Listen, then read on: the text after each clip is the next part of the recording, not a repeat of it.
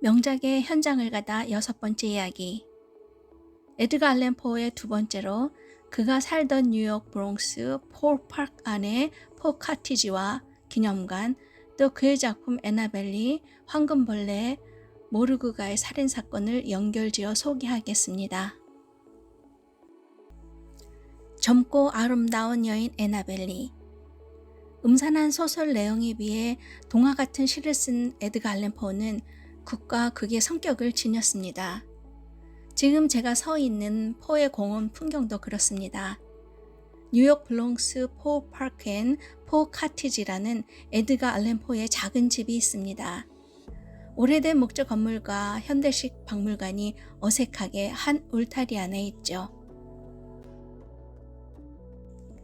그는 이곳에서 애나벨리와 유레카 종을 집필했습니다.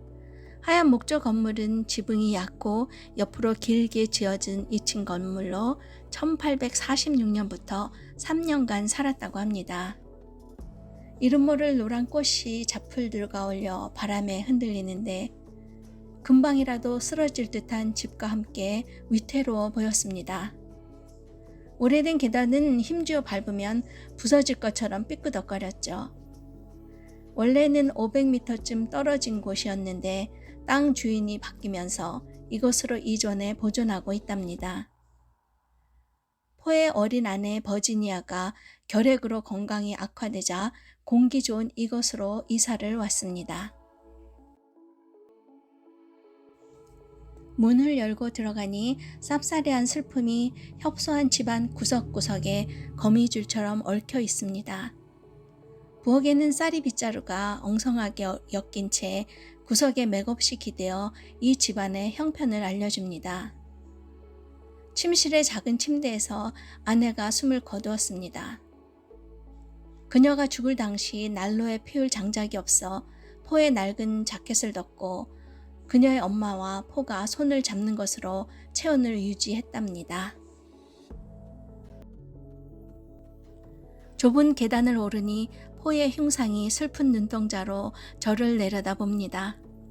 지적인 이마 위에 걸쳐진 그늘이 우울하고 침울한 그림자로 얼굴에 드리워졌습니다. 한쪽 구석의 흔들의자가 그가 방금 일어난 듯 짧은 여운을 남기며 흔들리다 멈춥니다. 주위를 한번 휙 둘러보고 슬그머니 앉았습니다. 딱딱하고 차갑습니다. 내가 덮여줘야지. 한 번쯤은 들었을 애나벨리의 시 구절이 떠올랐습니다. 그녀 애나벨리. 포가 쓴 작품의 주제인 젊고 아름다운 여인의 죽음의 결정판입니다. 엄동설안에 가련하게 눈을 감은 아내를 바닷가 어느 왕국에 사는 소녀 애나벨리로 미화했습니다. 그들의 사랑은 하늘의 천사들조차도 샘을 낼 정도의 고귀한 사랑이었으며 죽음으로도 결코 갈라놓을 수 없는 영원한 사랑이라는 노래입니다. 그의 시 애나벨리의 후반부를 소개하겠습니다. 하지만 우리들의 사랑은 훨씬 강한 것, 우리보다 나이 먹은 사람들의 사랑보다도, 우리보다 현명한 사람들의 사랑보다도, 그래서 천상의 천사들도 바다 및 악마들도 내 영혼을 아름다운 애나벨리의 영혼으로부터 떼어내지는 못했네. 달도 내가 아름다운 애나벨리의 꿈을 꾸지 않으면 비치지 않네. 별도 내가 아름다운 애나벨리의 빛나는 눈을 보지 않으면 떠오르지 않네. 그래서 나는 밤이 지새도록 나의 사랑, 나의 사랑, 나의 생명, 나의 신부 곁에 누워만 있네. 바닷가 그곳 그녀의 무덤에서. 파도 소리 들리는 바닷가 그녀의 무덤에서.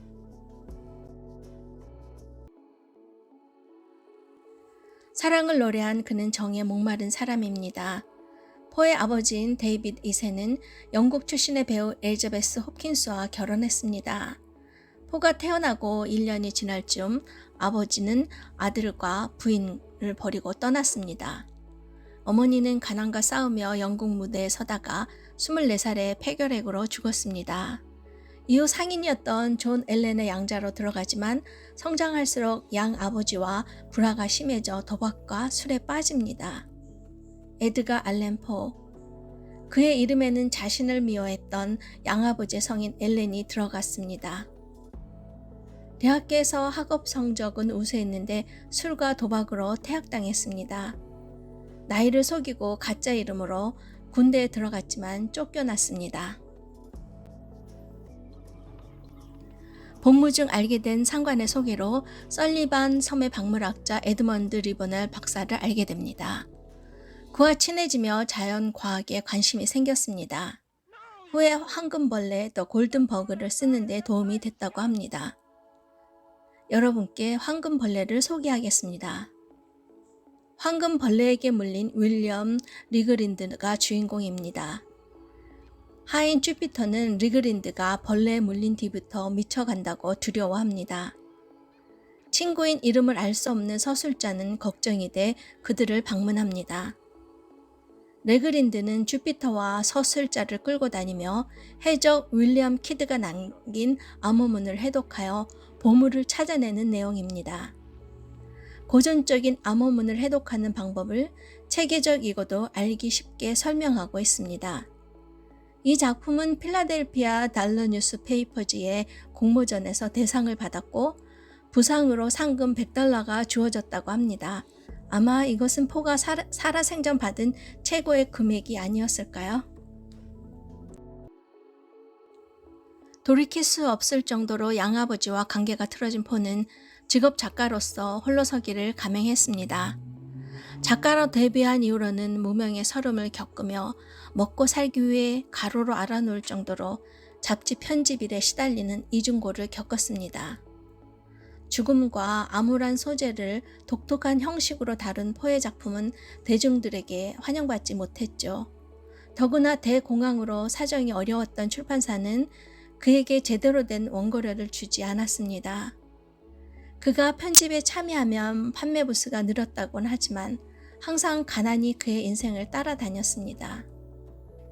아내이자 사촌인 버지니아와의 사이는 좋았지만 그 행복도 10년 남짓 뿐이었습니다.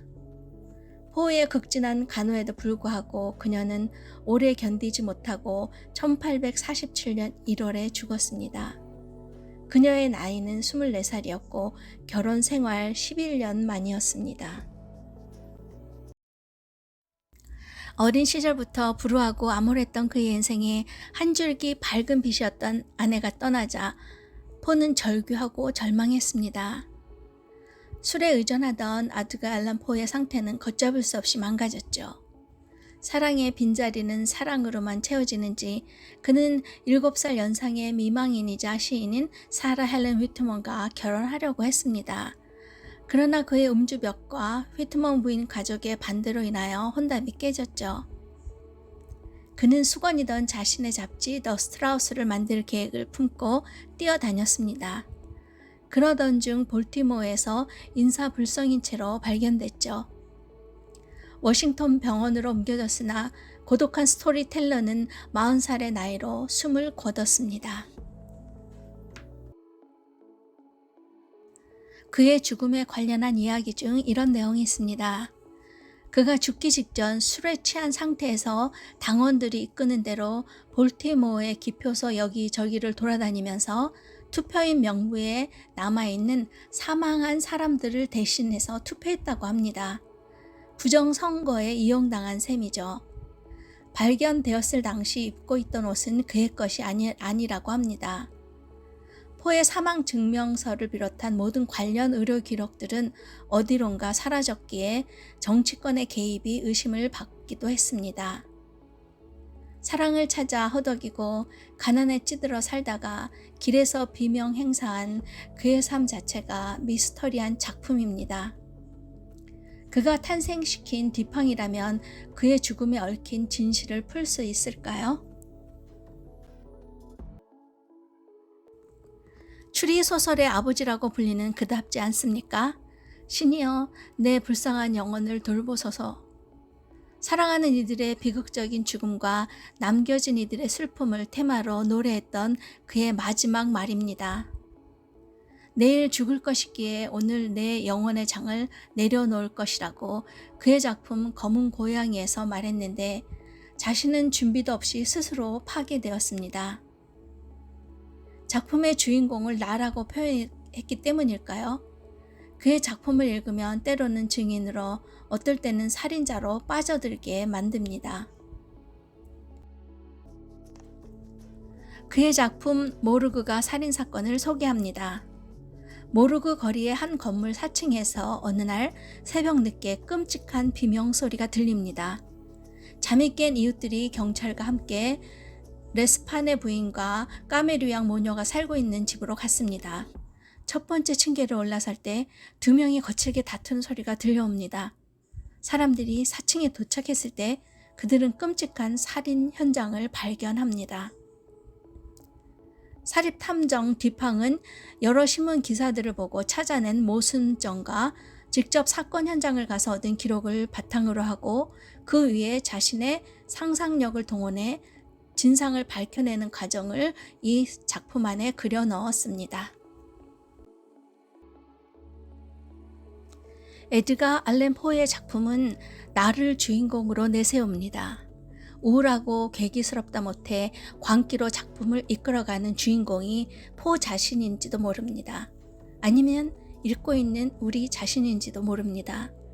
예상치 못한 반전이 있는 복수극의 계산과 설계를 바탕으로 한 추리소설로 그는 독자를 끝까지 놓아주지 않고 혼란 속에서 흔듭니다.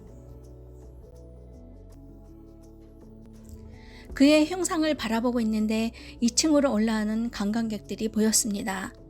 집이 작아서 자리를 양보해야겠습니다.